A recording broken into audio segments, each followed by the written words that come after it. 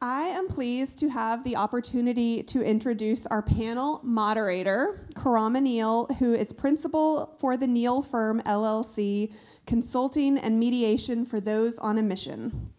Karama also serves as president of the CALS Board of Directors and is on the Housing Assistance Council. In 2021, she received a presidential appointment to serve as administrator of the Rural Business Cooperative Service, an agency of the Rural Development Mission Area at the U.S. Department of Agriculture. I have seen firsthand that Karama is a passionate library user, and her leadership on the CALS board, particularly through the library's current strategic planning process, is steady, highly engaged, and highly focused on what matters most, providing exceptional service and resources to all patrons. Thank you, Karama, and thank you for guiding this discussion. So thank you, Liza, for that very kind introduction. I'm thrilled to be here. I will say that, you know, as the film opened, I got a chance to see it as we were preparing, got a chance to preview it so we could be prepared for this conversation. And, you know, what was interesting is that I didn't laugh once. I mean, I liked it. I enjoyed it. I thought of it as a love letter to libraries, but I didn't laugh out loud like I did when we were together. And one of the commentators in the film said that libraries are a place to gather together. And this is what's happening here. We've gathered together, we're experiencing this film in a particular way because of that gathering. So thank you all so much for being here. We're pleased to have each of you here, and we're pleased to have our panel here with us today. Let me quickly introduce them, and then we will go into our discussion, and we'll have some time afterwards for your questions and comments as well. So we'll start with Judy Calhoun. She has until recently was the director of the Southeast Arkansas Regional Library, a 5-county, 9-branch system. She began her library career 30 years ago in a small town where she was a library manager for 14 years, 11 of those as a solo librarian. She also served as president of the Arkansas Library Association and president of the president of the Association for Rural and Small Libraries.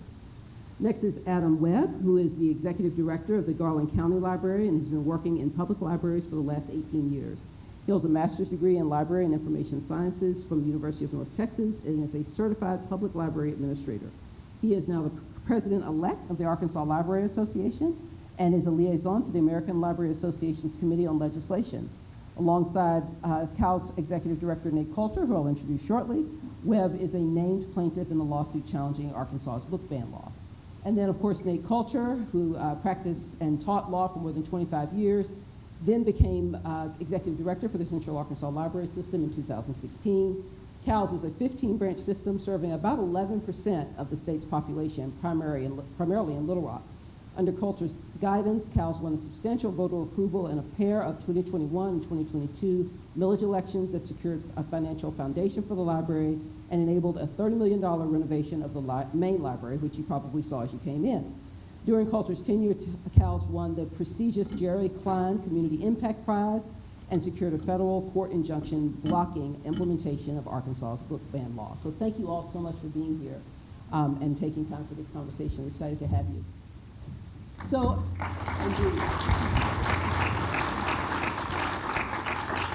so again, as we were preparing for this, as I said, we got a chance to preview the documentary, or to see what you saw. And as I was writing to the panelists, as we were thinking about questions and things, how we wanted to arrange this session, one of the things I said it just now, I felt like it was a love letter to libraries. And so I wondered, maybe we could just start there from a place of just love for libraries. Could you all talk about, each of you share maybe a memory or a special experience that you had with your public library, something that sort of might frame this conversation? Judy, we can start with you. I go first, okay. For me, I was very lucky. I was raised by a mother who had a love of books, who instilled reading in me at a very early age. I was raised in rural Arkansas. We lived 18 miles from town, and so we would only go to the town once a week, so we'd always go to the public library. And I had a library card at the region that I actually worked for. I had one library card in Dumas, and I had a library card in Monticello. I also had a distinction of having a card at one of our colored branches because I was a child of integration. So when I integrated, there was a colored branch that was close to our school, and I got a library card there as well because I could get more books if I had 3 library cards. So. But also living in rural Arkansas, I was a product of a bookmobile that would come to our home once a month. and Mr. and Mrs. Bailey. Mr. Bailey drove the bookmobile, and Mrs. Bailey was the librarian. And she would let me check out 30 books, which was against the rules, but she knew I could read one book a day, and so she allowed me to have 30 books. And so I have fond memories of that.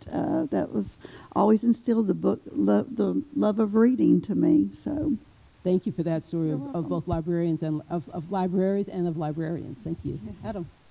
Yeah, so I have an honor of being a Cal's kid myself.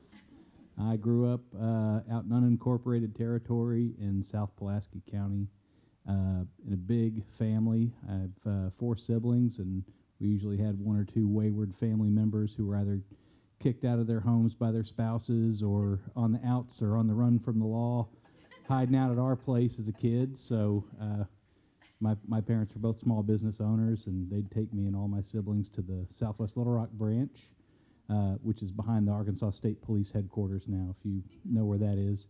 And I remember very vividly my first act of rebellion or defiance as a kid was taking my bike at the time and riding down Lisa Lane, over Marcia Cove, up Dixon Road, or Dreer, Dixon, Arch Street, Baseline, Geyer Springs, and then over to the library by myself. That was back. Well, that was back in the 80s, you know, when as long as you were home by dinner or when your mom started yelling for everybody to come in, they kind of didn't care what you were doing. So, and with as many siblings as I had, you kind of got lost in the mix. So I remember going to that library fondly. I'm happy that building's still there, even though I don't know what it is now, but anytime I drive by it, I remember it I can still smell what it smelled like inside that building. I grew up, as a lot of you know, had to put up with me for all these years in Nashville, Arkansas. And I remember 2 things about the library. It was in the building that had been in the original courthouse in Howard County when it moved from Center Point to Nashville. And it was a stucco building that wasn't heated very well, and I'm sure it wasn't air conditioned at all. And I had 2 experiences in that building. One as a Boy Scout, and I failed after about Cub Scouts. I never made it very far in Scouts in that old building. But the library was in that building, along with the jail. The jail was in the back of the building. So I'm not sure what that said about our priorities, but my mother, and thank goodness for mothers, and all these stories I've heard as the library director, it's almost always, I'm sad to say, the mother who had this influence on their child being interested in the library. My mother took me to the library in Nashville. I still see Miss Mabel, who was the librarian, and she knew what books I liked, and she would tell my mother there's some new books. And there were 2 things I was interested in. There was a series of sports books about kids playing football or baseball or basketball, and I read those vigorously. But I also liked this thing it was a series of histories, like we were there at the Battle of the Bulge, or we were there at Antietam, or we were there with Betsy Ross.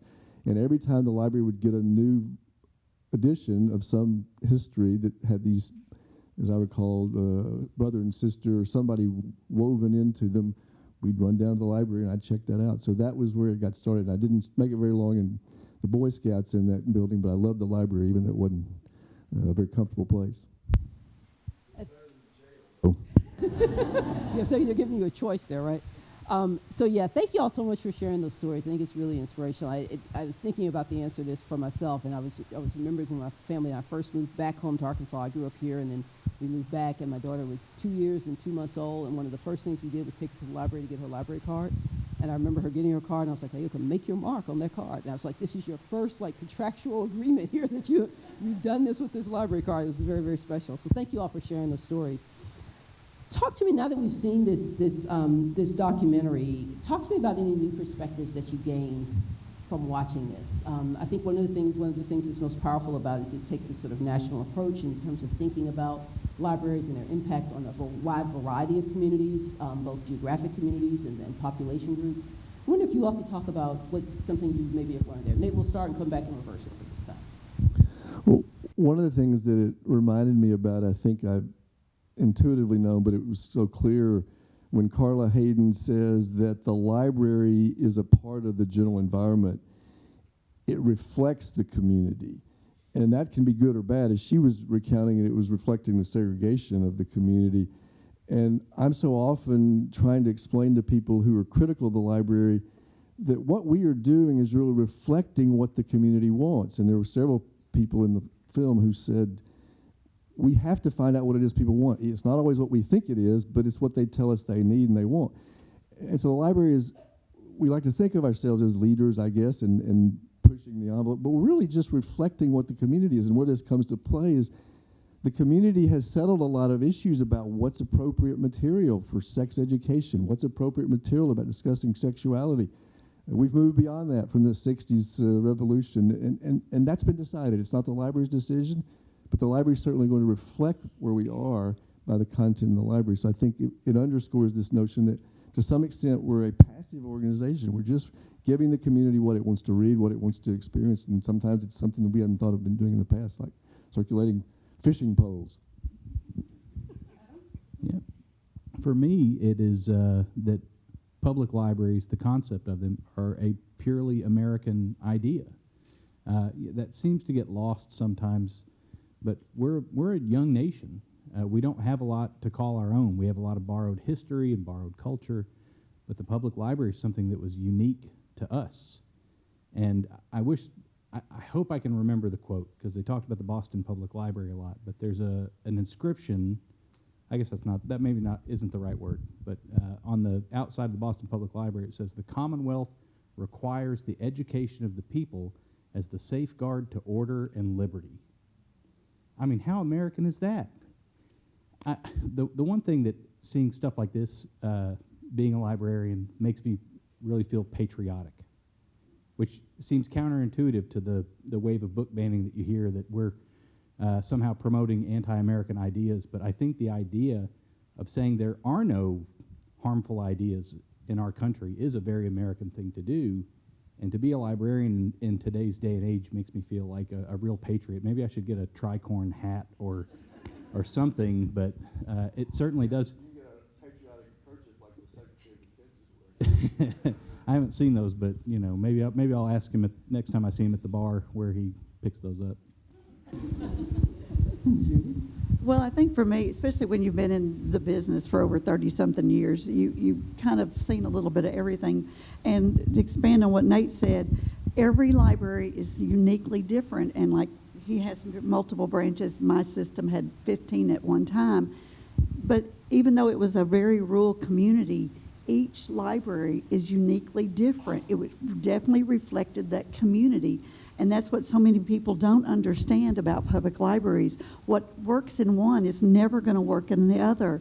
And it's one of the reasons that my husband gets so mad at me, but when I usually travel, any place I go, I'm going to visit public libraries. And I mean, it's just something I do because I always learn something new every time I go into one. And I love to see the difference and what's reflected of their community. And I tell people, you miss a lot if you don't visit public libraries in other towns. You miss so much of what that community is about. Thank you all so much for sharing that. I think let's sort of maybe stay on this theme a bit and think about the public good. And so can you talk about what the public good means to you sort of generally, and how you feel like libraries contribute to the public good, why that's important? For me, I think the public good is just that we have our doors are open for our public. And again, I think it's unique, whatever is in that community. It's not a one size fits all.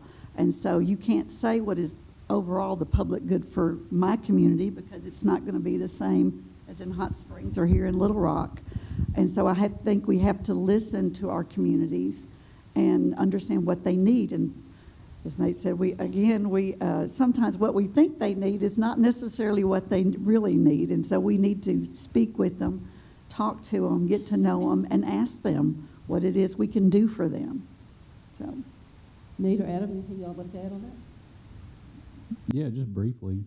Our libraries are the most good that you can do, if you ask me. I mean, you pay this little bit of tax, and you get this massive collection you could never afford on your own, unless any of you here are that, of that high a means, which, by the way, I have some remodel plans I need if you want a library named after you.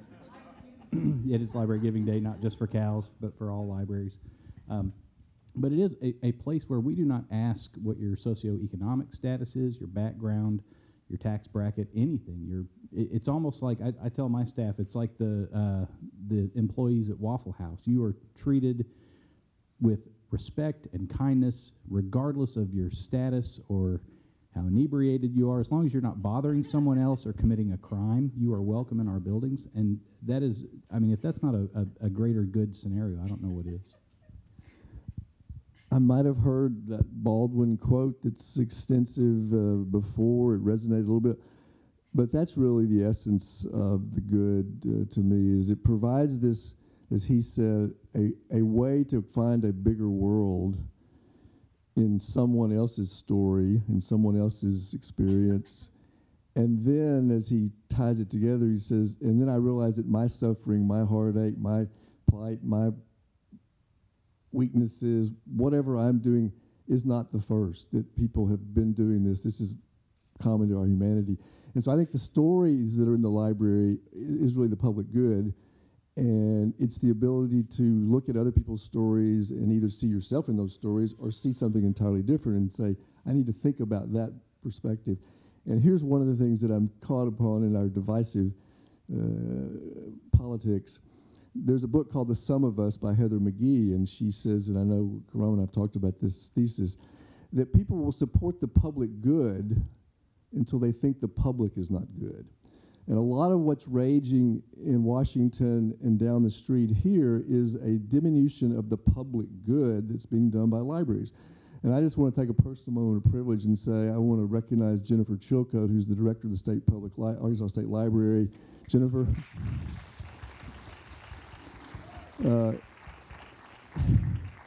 Katie Walton is here somewhere, I think. Katie works at the State Library. These are people who used to work at Cows but decided the pasture was greener on the other side, and they went to the State Library to our detriment.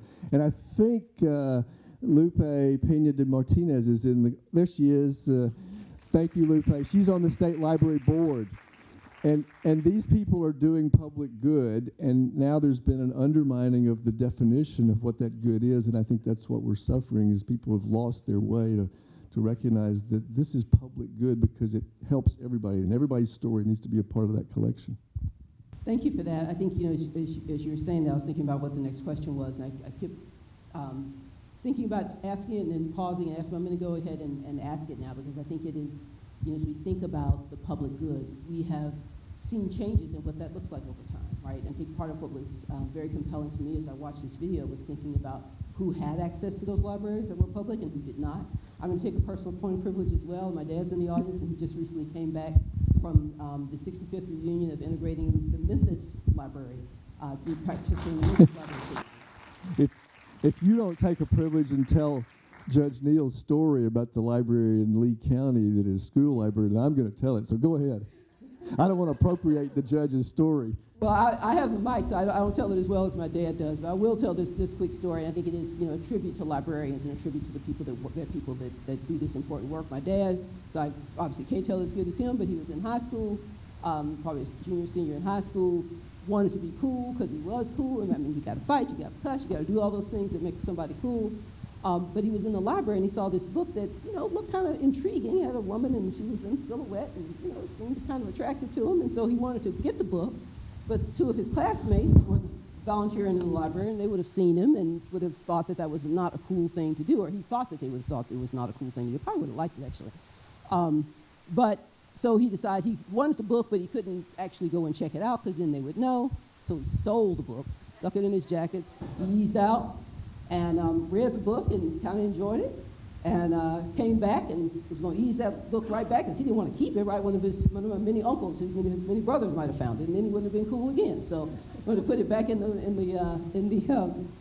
place. And when he got there was another book by the same author, Frank Yerby.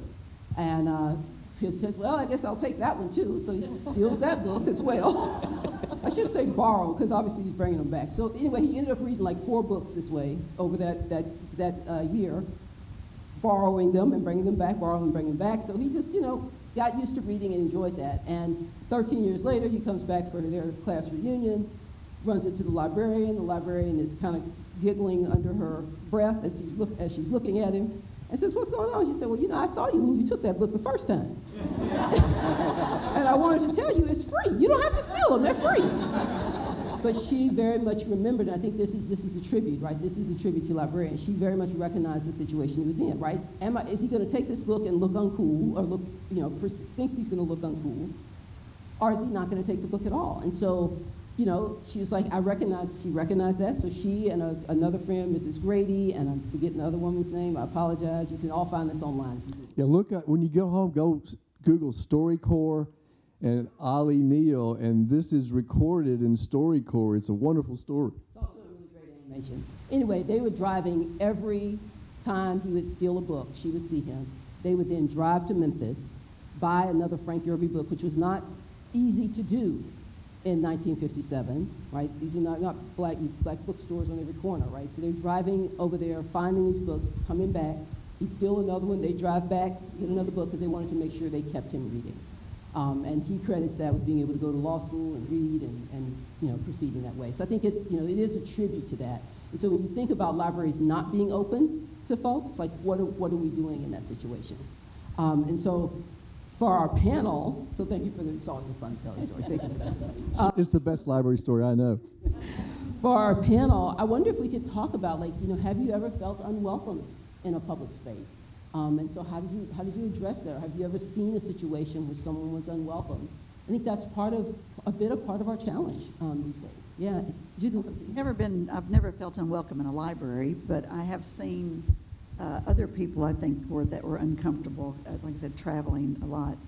I think Denver was one that has a large homeless population, and they're not always welcomed everywhere. But as far as personally, no, I've never felt unwelcomed in a public library. I've been in too many of them, I think. Any experiences you all would like to share? I was just thinking about this the other day, actually.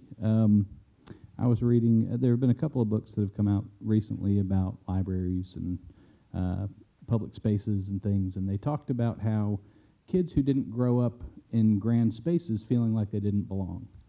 And the first time I felt like I didn't belong in a public space was 2 years ago when I went to the Arkansas State Capitol to speak against Act 372. I told you I grew up in an unincorporated area in Pulaski County. You all know what that looks like. And just going in there and just feeling like I'm not supposed to be here is a really weird thing to think, because you do. I mean, the state capitol, just like any other public building, belongs to you. And I was reading one of these books. It might have been Meet Me at the Library by Shemichael Hallman, or Palaces for the People by Kleinberg.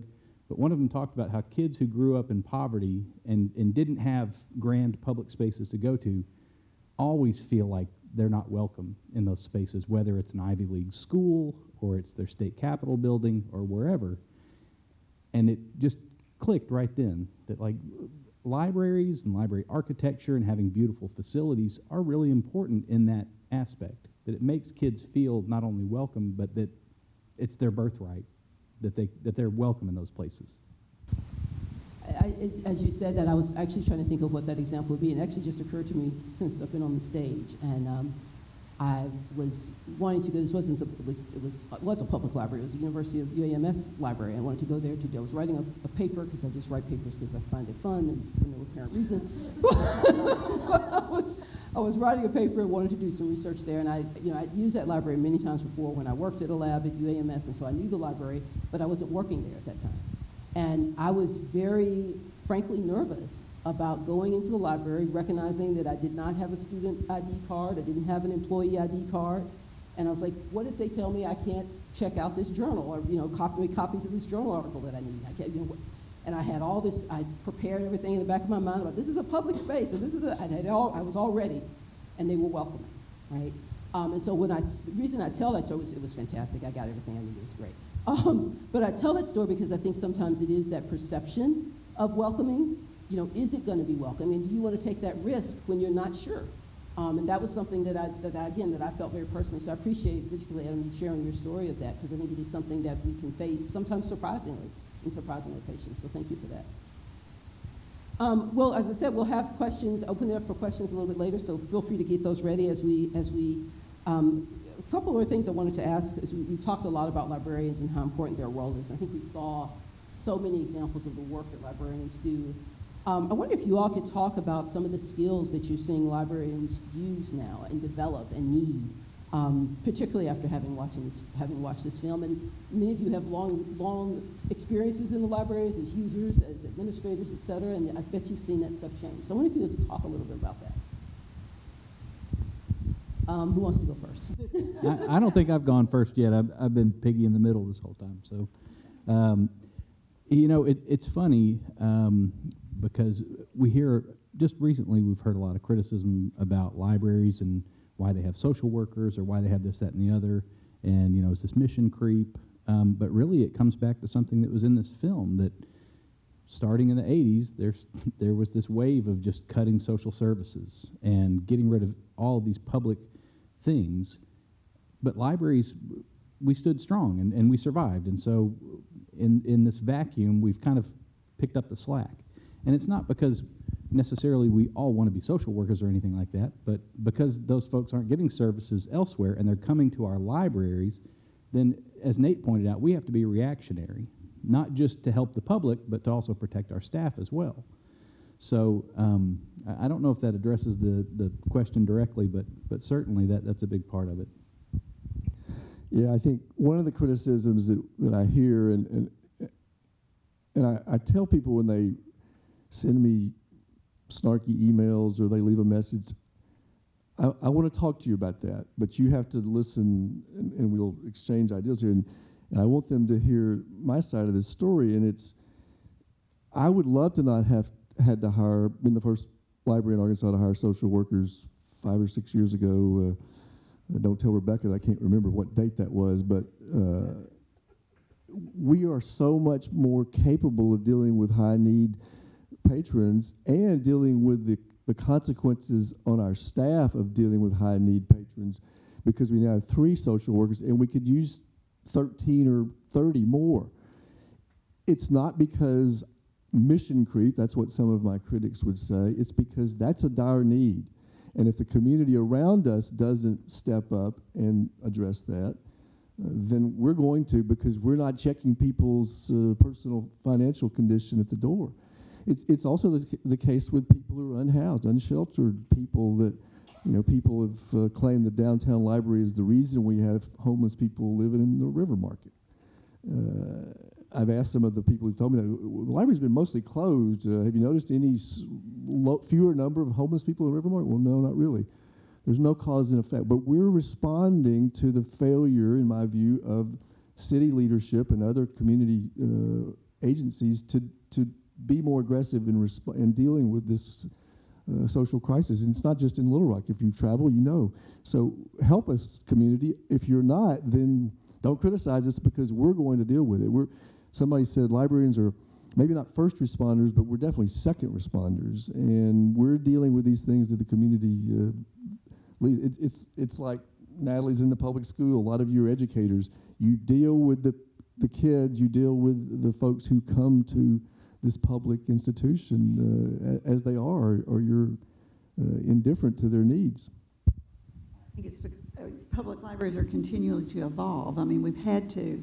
Yes, we would love to all just go back to the day when we were just checking out books and that's all we did, but that's not what we are anymore. We had to evolve. As you said, our communities evolve. That's why we check out the fishing poles. We have blood pressure machines in so many of our libraries, and they're used. I mean, we would be happy to not have those type of things, but it's the need. Whatever need is in our community, that's what we're going to provide for them. And if we don't, then we'll close our doors. I mean, if we don't continue to evolve and meet those needs of our public, then we're not needed. Yeah, one of the great things that at the introduction, I think it was Lucy Faulkner said, was that libraries have always evolved, and I think that's the case. I can't tell you what the need is going to be, what evolution, what turns and clinks of that those gears, but if you don't evolve, then you won't be responsive, you won't be meeting these needs, and you will go away.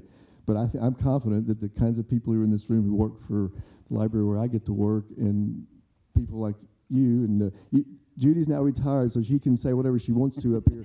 But the fact that you go into libraries, and what I tell the critics a lot of times, would you just come to my library? These are people who live in the community. They love the community, and they want most of all to connect people to literacy. They're not on some agenda. They're not trying. I've been called groomer. We've all been called. They just care about finding what it is that some individual wants, and it can be a pint-sized individual. It can be somebody who's as old as I am.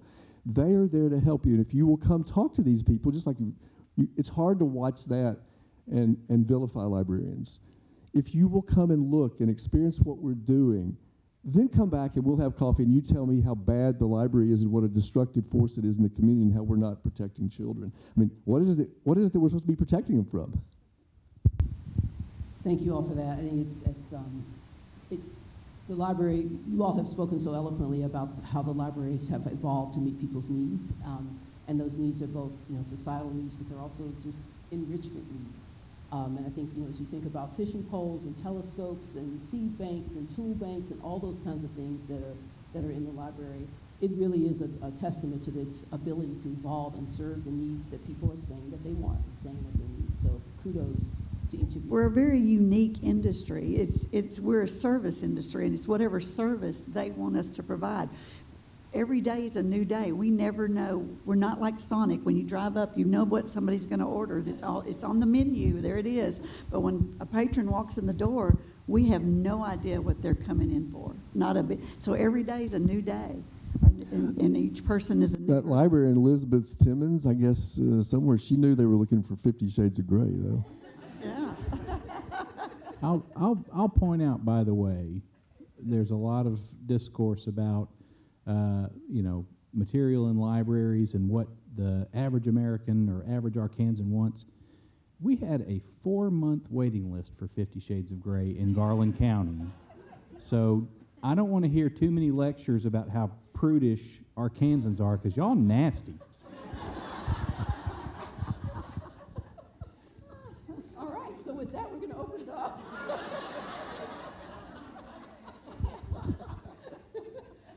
Honestly, we would laugh, but I think it is a testament, right? Because there is a disconnect between the 4-month waiting list and some of the conversation we have in the public space.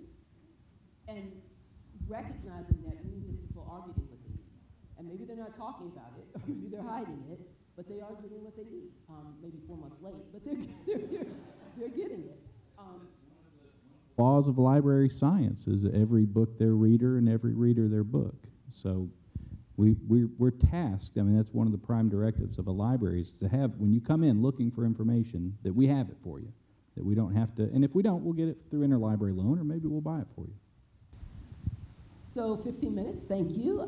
If there are questions, we have mics on in both aisles, and so if anyone would like to offer a question or a comment for our illustrious panel, you are welcome to do so. While people are thinking, well, I want to recognize my predecessor who helped build this fabulous theater that we have here. Bobby Roberts, take a wave, people. Bobby was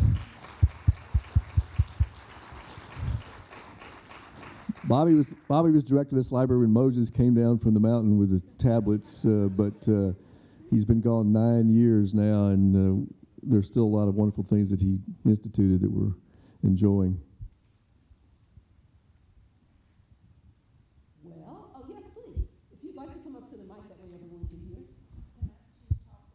Shout it out. We'll repeat it. Read in the paper and I've heard on TV that funds have been cut, plus staff and everything else from the IMLS. Can you address that and tell us how that's going to affect us locally? Everyone heard that? The question is, what's the effect locally of Doge, essentially 3 weeks ago this Friday, shutting down the Institute of Museum and Library Services. It's the one federal agency that's sole purpose is to support public libraries. It consumes a whopping 0.003% of the federal budget. It had an appropriation in the current fiscal year budget that was extended for 6 months in the continuing resolution that the Republican Congress passed the same day that the White House issued this shutdown executive order, of about $230 or $40 million. Arkansas gets about $2.2 million, right? Jennifer's agency disperses that equitably across the state by primarily purchasing data in the form of something they call Traveler, and there are other services, Mockingbird, other things that are accessible to all libraries across the state because they're part of the state public library organization. Our library, none of these libraries get anything directly from IMLS, but it goes through the state library. It's a classic block grant. I'm old enough to remember when Republicans loved block grants. You give the money to the state, they decide how to spend it. And Jennifer's organization has been spending it to make access to this data that would be too expensive available to libraries all over the state. That has been jeopardized by the fact that the 75 employees at IMLS were notified yesterday that they are on administrative leave, don't come back, despite the fact that the Republican Congress reauthorized the same spending for the next 6 months. All 6 of the people in our delegation voted for it. I contacted our congressman the Saturday after the order by text. He responded promptly and says he supports it. So we're talking to people in Washington, and it's going to be a test, I guess, to see whether Congress will stand up. It's a bipartisan agency. It has bipartisan support. The Republican chair of the Appropriations Committee favors the IMLS, but it's in jeopardy. And gets lost is if Jennifer's organization agency doesn't get the money, all sorts of these resources that are available to libraries it goes away. One thing that there's a lot of information circulating about the things they do around the country. They do things like provide access grants in places like Montana for underserved communities that don't have internet connectivity. They do things in communities all over the country, mostly rural communities typically, that don't have the taxing capacity to do these things for themselves. That will be severely missed if it goes away. But at the moment, it's in grave jeopardy. Mention something real quick about IMLS as well. That Traveler program, I think it cost $800,000 to the state. If you were to piecemeal that out to not just every library, but every public school in Arkansas uses Traveler as well, and most of the universities and the academic libraries. So it's all libraries, school libraries, public libraries, academic libraries. It would cost the state of Arkansas $47 million to replace that service. And so you've got these people who are cheering, yeah, we saved the government $800,000. No, you cost the government $47 million by removing this one consortial borrowing thing. For me, if IMLS funding was gone, I'm glad it wasn't gone 2 years ago when I purchased the bookmobile that we use in Garland County, because we purchased that as a matching grant, half the money from IMLS and half the money from the Oaklawn Foundation. So, and we use that for all of those rural districts in Garland County as well, places like Buckville and Jessieville and Piercy and all those tiny little places you probably never heard of. Yeah, one of the things in the movie was that the rural libraries are the ones that are hanging on in some communities by a thread. This is a terrible blow for those communities, like the one I grew up in and smaller communities. If the Traveler databases, if those are gone, our regional library would have none. There would be no access to any because we don't purchase any. We strictly rely on what we get through the Arkansas State Library. I read an essay about this the day after it happened in the Washington Post. Somebody on I have a bunch of smart people who keep me apprised. I think this was Carol Coffey sent me this thing. It was in the Washington Post. A real phone. Andrew Carnegie at the time was the wealthiest person on the planet, and he built libraries. The wealthiest person on the planet now is doing this sort of thing. Other thoughts, other questions, comments folks want to have? What? Here's something over here. Somebody coming here, and I'm going to give these folks a heads up. I'm going to ask you for, yeah, go ahead. I'm Jody Morris, and I work part-time for CALS at our Wrightsville branch. And I started there 3 years ago. I used to be a national park ranger. I have great choices in professions, but the one of the reasons why I had retired as a park ranger to care for terminally ill family members, and after they had passed, I was looking for a way to restart my own life. I was thinking about what would I want to do, and some of my earliest and happiest memories were with the library, and some of my happiest times with my sister, who I was a caregiver for, were visiting the library with her, and in so it really, I thought, that would be, so I looked to see what CALS had open, and they had a programmer's position. I was in interpretation and education for the Park Service, and so I applied, and some of my happiest childhood memories were going to the library and being an avid reader from a very early age. And probably the first place, even before I started riding my bike to school, I rode it to the public library in Wynne, Arkansas, and then the public library in Blytheville, Arkansas. And I was in college before I ever lived in a town that had a bookstore.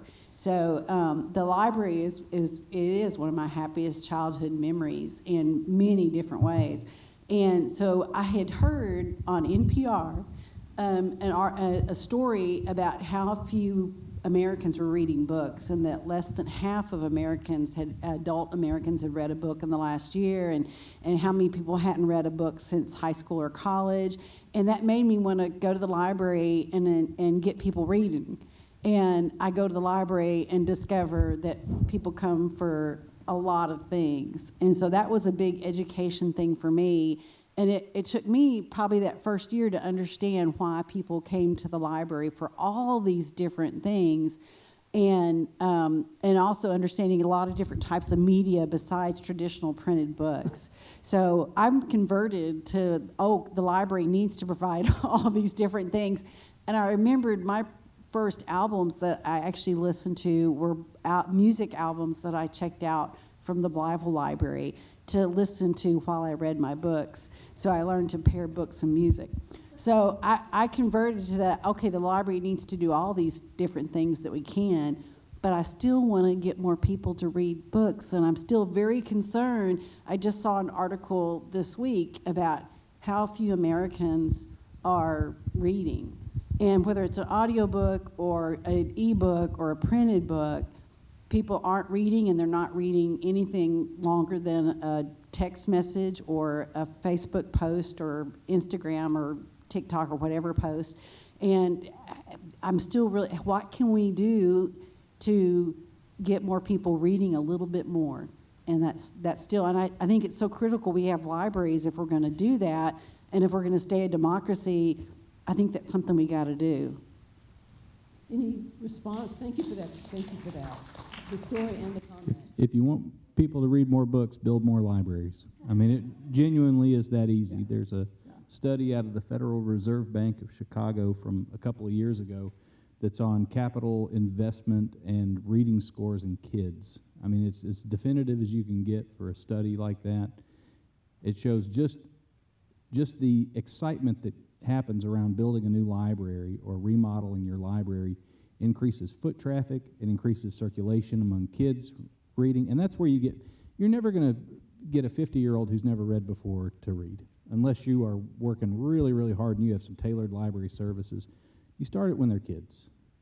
And so that's the easy answer there. I mean, it's very easy to say build more libraries. In reality, it's very hard. I have a county of 100,000 people, and we only have one library building. But that's the way to do it, if you ask me. Well, I was going to say, also, we need more books like Harry Potter. I was going to say, I was very blessed to be a librarian during the evolution of the Harry Potter books.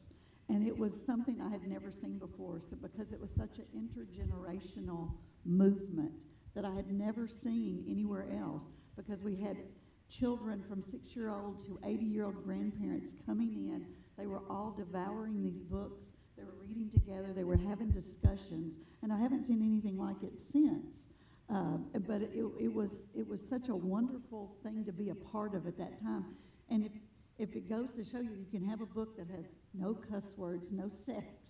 They were very clean, and yet they were well loved by and still are to this day. Devil worship. They were devil worship. I just took my 6-year-old grandchild who says he's a Weasley because he's got red hair to Universal where he could get his wand. so it just keeps going, but it's just the love. I think it's just it's got to be a good story. It's got to be good books. And it just keeps people that love books keep promoting them.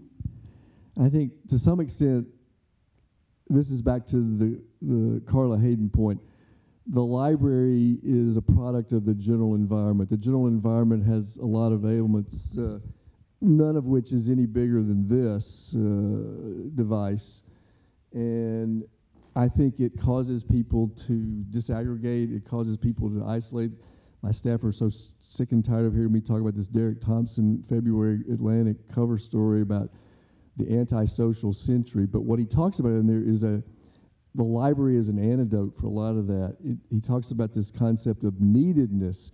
We all have some sense of we want to be needed, and we often get it from our families, and you get it from, but the place to get it, which has the most positive effect on your interest in the rest of the community, is at a place like the library, where you're going to share backgrounds that are different because you've all come there for something, whatever it might be. Just we were talking yesterday with Stephanie Chase, who's helping us with our strategic plan.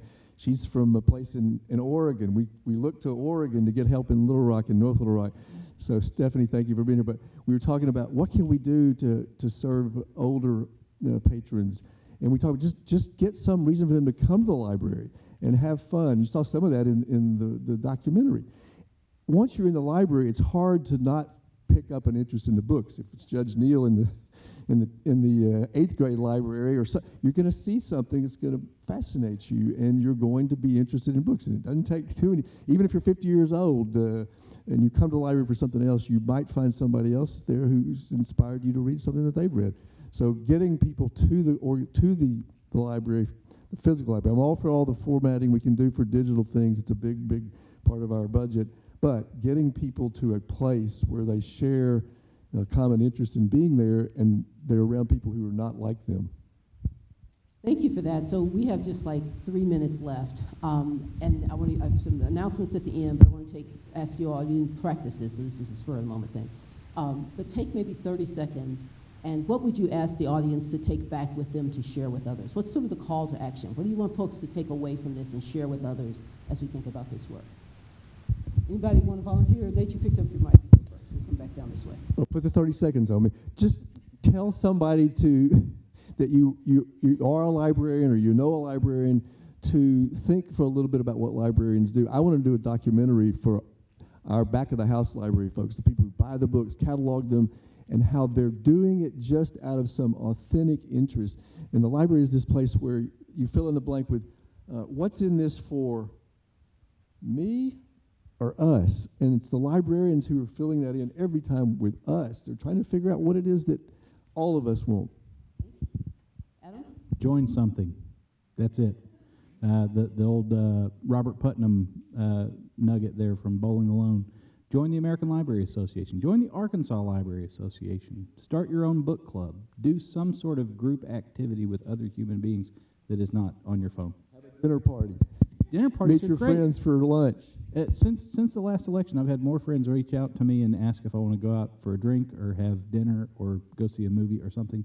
Associate with other humans. We're social creatures. But as far as libraries go, join the Library Association. We'll be welcome to have you.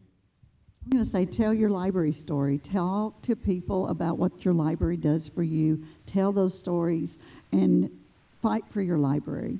If there's things going on, ask those questions. Call your library up. Ask them what's going on. What can you do to help them? Because right now we really need it. So fight for your library.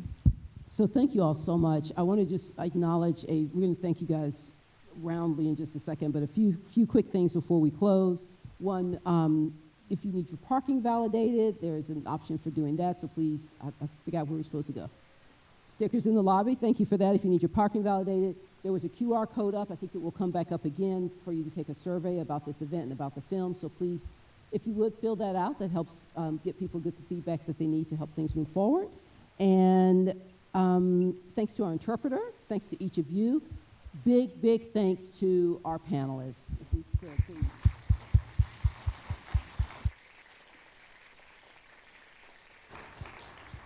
And big thanks to you for coming out. Thank you all so very much. Y'all have a good evening.